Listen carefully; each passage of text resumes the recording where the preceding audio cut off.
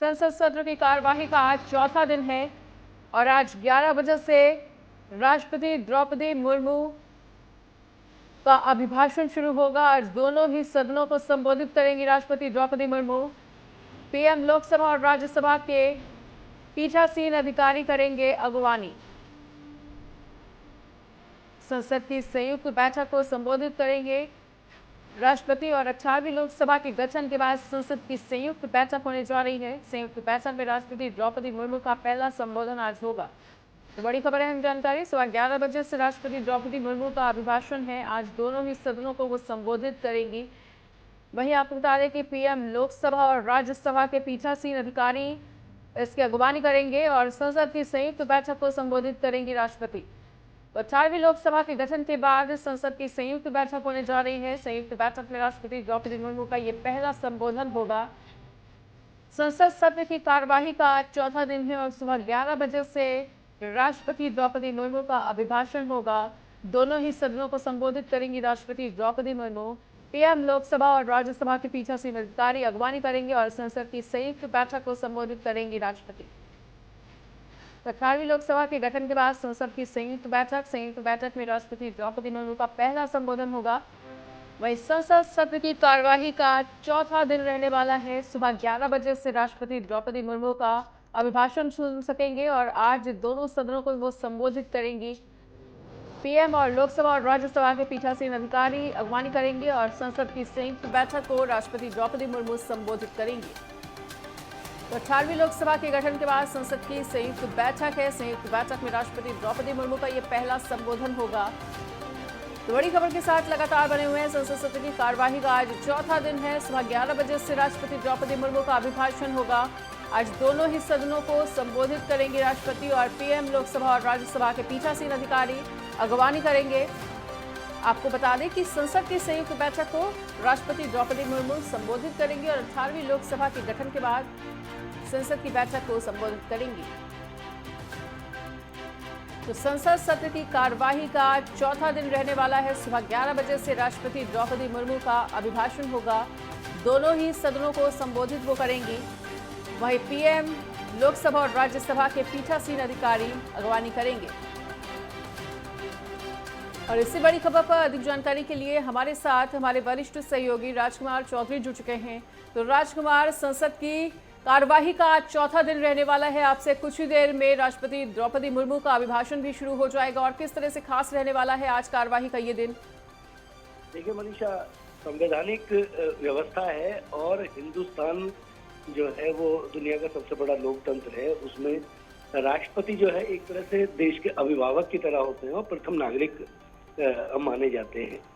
और जब भी कभी संसद का सत्र शुरू होता है तो स्वाभाविक तौर पर उन्हें एक सम्मान के तौर पर बुलाया जाता है और वो फिर जो सरकार की उपलब्धियां और सरकार के आगे के जो मुद्दे हैं, जिन मुद्दों पर आगे देश चलेगा और देश ने किस तरीके से अभी तक की जो प्रगति की है, उसके तमाम जो मुद्दे हैं, तमाम जो उसके तथ्य हैं, वो तथ्य सदन के सामने पेश किए जाते हैं। इसके पीछे तर्क ये होता है कि बहुत सारे सांसद ऐसे होते हैं कि जो पहली बार चुन के आते हैं।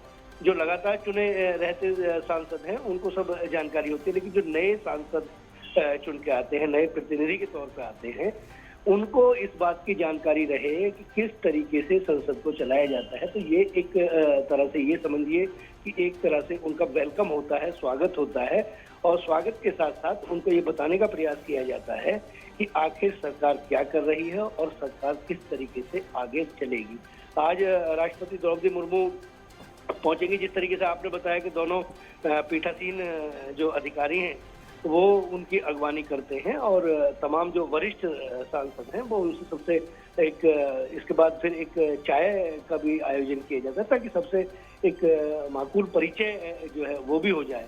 तो इसको उसी तौर पर माना जाता है। आज द्रौपदी मुर्मू पहुंचेंगी और पहुंचकर वो आज अभिभाषण देंगे और उस अभिभाषण के आधे घंटे बाद फिर संसद की कार्रवाई यथावत शुरू होगी और संसद का जो सत्र है, ये जो मानसून सत्र है, इसको मानसून सत्र कहेंगे क्योंकि इस समय आज मौसम भी थोड़ा सा खुशनुमा हुआ है और आज इसका पहला दिन होगा और उसके बाद तमाम जो मुद्दे हैं, तमाम जो तथ्य हैं, वो तथ्य सांसद पेश करेंगे और यथावत कार्रवाई शुरू होगी।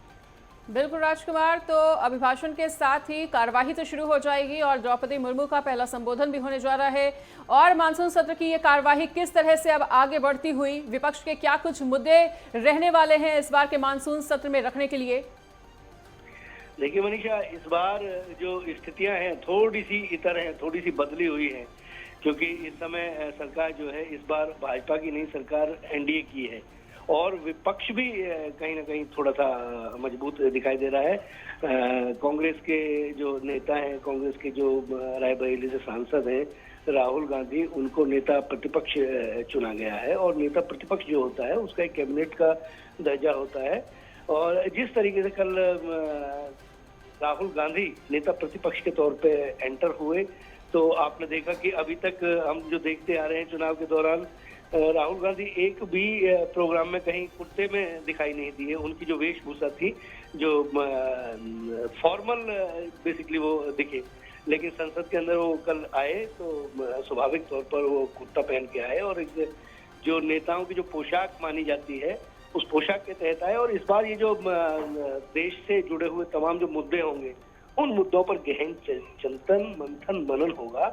आने वाले समय में बड़ा देखना दिलचस्प होगा, क्योंकि बहुत सारे ऐसे मसले हैं जिन मसलों पर विपक्ष की सहमति सरकार के साथ नहीं है। लेकिन राजकुमार, अभी आपने एक बात कही कि देखिए विपक्ष जो है इस बार वो मजबूती से खड़ा है एक साथ, तो ऐसे में विपक्ष के तमाम सवालों का जवाब देने के लिए क्या सत्ता पक्ष अपने आप को पूरी तरह से तैयार समझ रहा है? बिल्कुल, बहुत अहम सवाल है आपका। देखिए, अभी तक की जो स्थिति है उसमें अगर देखा जाए तो प्रधानमंत्री नरेंद्र मोदी के तेवर में कहीं कोई कमी नहीं आई है। उन्होंने अपनी बात को जिस पुरजोर तरीके से वो 10 वर्ष से रखते रहे हैं, उसी 10 वर्ष में उनकी बॉडी लैंग्वेज वो सेम रही है और उसी जो तेवर है, उसी तेवर के साथ प्रधानमंत्री देश को आगे ले जाना चाहते हैं। उन्होंने स्पष्ट तौर पे ये संदेश भी दिया है कि जो भी चीजें होंगी, जो भी मुद्दे होंगे, वो देश हित में लिए जाएंगे और हिंदुस्तान को जिन मुद्दों की आवश्यकता है, जिन फैसलों की आवश्यकता है, वो फैसले चाहे कितने भी खड़े हों, उन्हें लेने से। ठीक है राजकुमार, बने रहिए हमारे साथ।